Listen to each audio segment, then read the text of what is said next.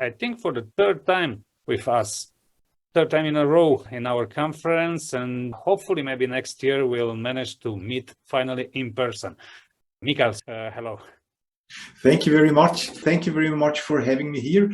As you said, it's the third time, and it's a pleasure to me, as always. This time, the title and topic is Existential Peer Learning, about experiences on personal and professional development by means of the Trilogos Method. My name is Noah Weiss. I'm Associate Professor in Pedagogy at the University of South-Eastern Norway. However, as you can see on the next slide, the so-called conflict of interest form, that I'm holding this presentation on behalf of the Trilogos Foundation from Switzerland, which is a non-commercial organization. And I'm holding this speech as one of the members of their advisory board. And I think more than that is not to disclose. So I can go over to the actual content of the presentation. First of all, I would like to give you a brief overview of what I'm going to present. In the first part, I will give general information about the Trilogos method, who developed it, what is the aim, what's the content, and so on. Then I will go over to the second part, where I present research projects and results on that methodology, specifically when it is used and practiced as a self-guided training program. And then finally, I will briefly say something about the future potentials of this methodology when used as a self-guided training. Okay, the Trilogos method in a nutshell. The method was developed about 30 years ago by the pedagogue Linda Vera Rötlisberger with the aim of personality and consciousness development in terms of an individuation process, as C.G. Jung defined it, for example. So in brief terms, the methodology is about developing your personality. And some of you might ask, why is it called Trilogos? And my answer to that is a brief formula, namely IQ plus EQ plus SQ equals PsyQ. In simple terms, it means that we all have the capability to think rationally. We also have the capability to feel and to respond to feelings adequately. And then we also have the potential and the ability to trust and believe in something. And that all together represents the human potential, which in the Trilogos method is also called PsyQ. So here you can already see that this method stands in the tradition of the human potential movement in psychology. The basic technique this method is based on is so-called guided imagery. Guided imagery was originally developed by Hans Carl Leuner in the 1960s, 1970s. And by today, as many of you probably know, there are many different approaches, formats on guided imagery. Therefore, I will briefly say something about the specific way the Trilogos method is using guided imagery. In principle, you could call it the way the Trilogos method is using guided imagery, you could call it a form of guided meditation, where you first relax your physical body, then you relax your emotions, your thoughts, and then you also deepen your spiritual trust or your basic trust, as it is called. Previously, we have heard about Viktor Frankl, and Viktor Frankl introduced the term ultimate meaning. So here you could say in spiritual relaxation, it also is about connecting with your ultimate meaning. And you also welcome an inner guide, a spiritual helper, which some psychologists call connecting with the higher self. With that spiritual guide, you go on a journey into the landscape of your dreams. And on that journey, you can find a gift for yourself or for someone else in the group if you work in a group. You can also meet the visitor in this dream landscape. And then after this journey and after finding a gift which can relate to an intra, an inter, or transpersonal level of consciousness, after that you return back into the here and now. where you can share your experience from this imagery with the others in the group, and you can have a dialogue on the question, what could that gift actually mean? So you, together with the others in the group, can philosophize about the meaning of that gift that you found in your imagery. You can make free associations, make different ideas, whatever comes to your mind. There are as many interpretations of the truth as individuals, as Linda Rötlisberger uses to say. And in this way, quite unexpected but relevant ideas can reveal itself, which can be related to your everyday life, your work situation, your personality, and so on.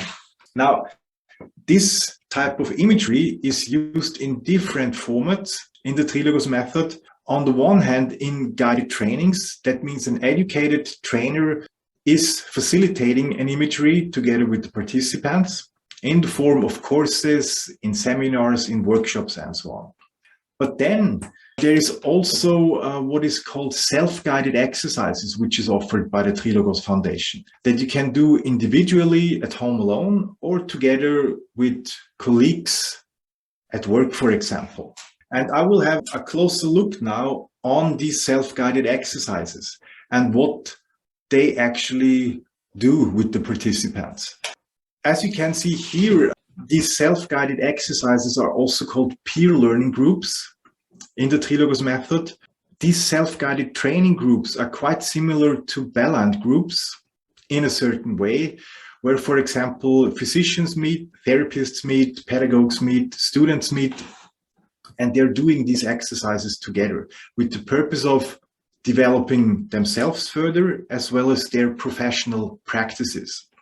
These groups, these peer learning groups, exist in principle since 1995, when the book The Sensory Channel to the Spiritual World was published. Already back then, several groups started unofficially as self-organized reading groups. I say unofficially because they were not affiliated to the Trilogos Foundation. They were completely independent from that, were just groups where certain practitioners met and worked with these exercises. And it was in 2010 when the first official peer learning group started at the Trilogos Foundation. And the foundation gave these groups a platform on their website and also further learning resources.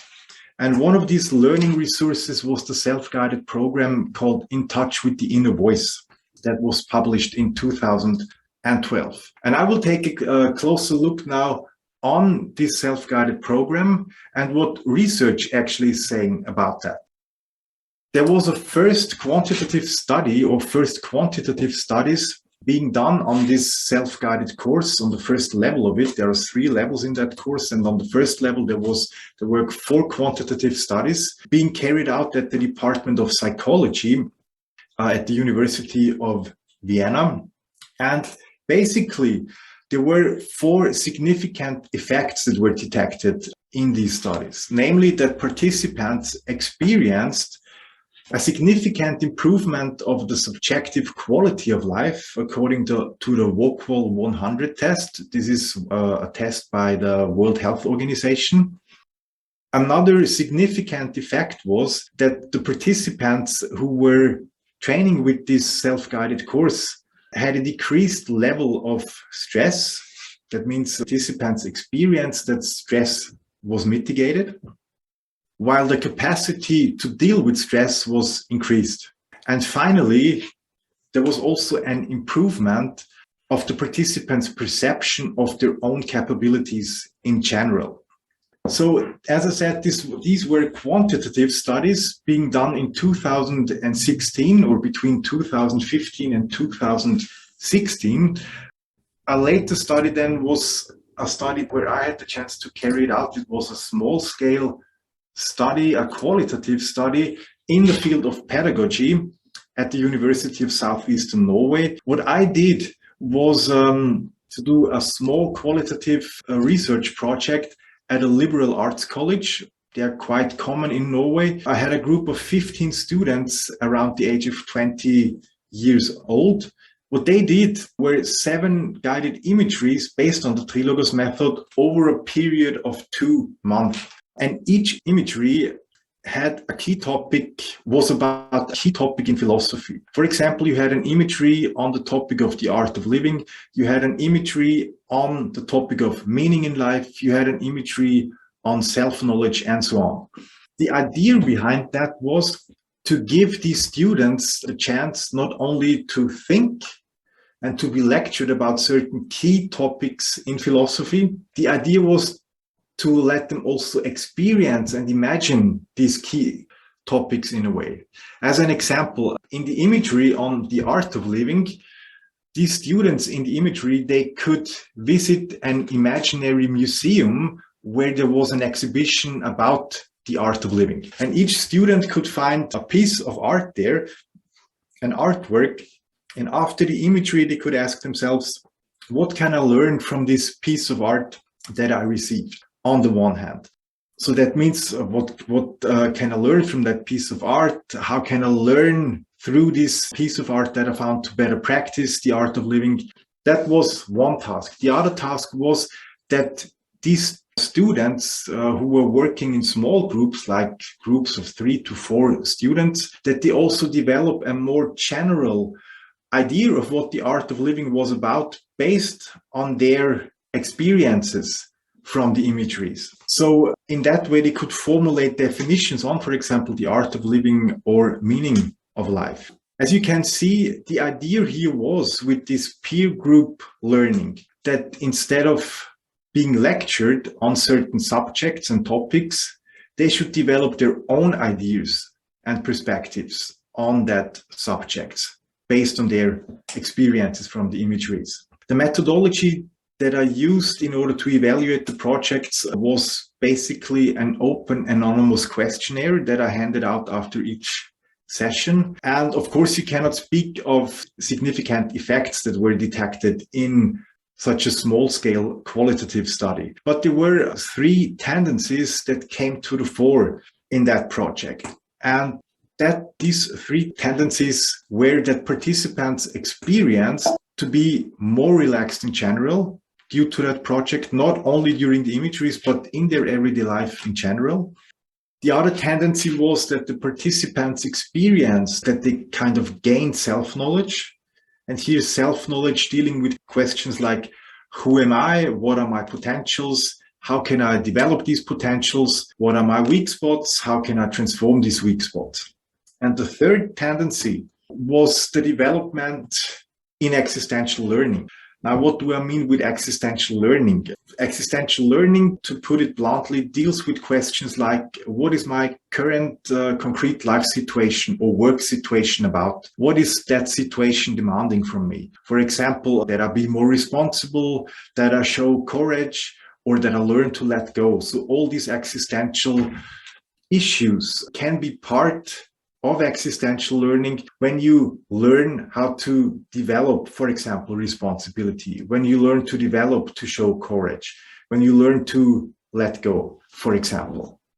When it comes to this format of peer group learning, then there was also something else that came to the fore in that project. And that was that the participants, the students, deepened their subject-related understanding. For example, they deepened their understanding of what the art of living means for them, how they can practice it, how they can gain self-knowledge. So this is a quite different approach to learning, as you can see. Instead of being taught something, they can figure that out on their own by means of their own intuitive imagination. And the second point was with that peer group learning that the students could find new ideas and perspectives for their different projects that they were working on. As students, they were working on different projects at the time. And for example, there was one student who was working on an arts project and who figured out that he actually should include fine arts more in his project, and that he didn't dare so far, but that it would give an important perspective to the project. So he was motivated to do that now. Another student realized that she was much too often refraining from speaking up for herself and for refraining from sharing her ideas with the others in the project group.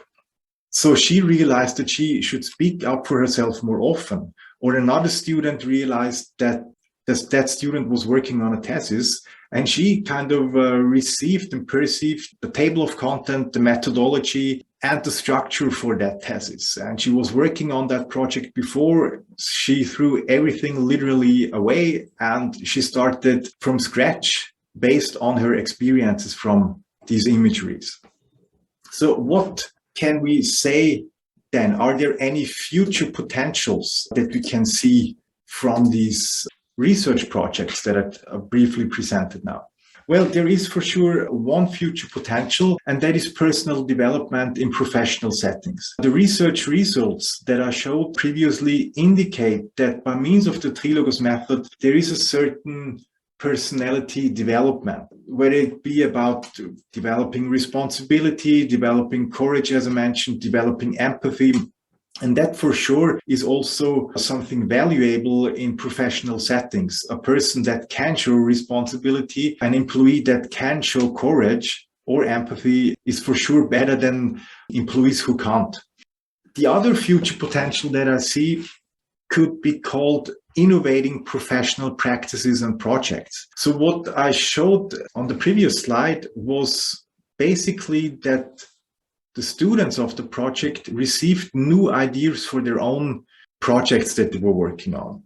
For example, the one student who was working on a thesis. And I think in that sense, if peer groups in different workplaces work by means of that technology, new and unexpected ideas, not only about themselves, but also about the project, can come to the fore. And in that sense, new perspectives on how to develop that project or that practice further can come to the fore intuitively, so to speak.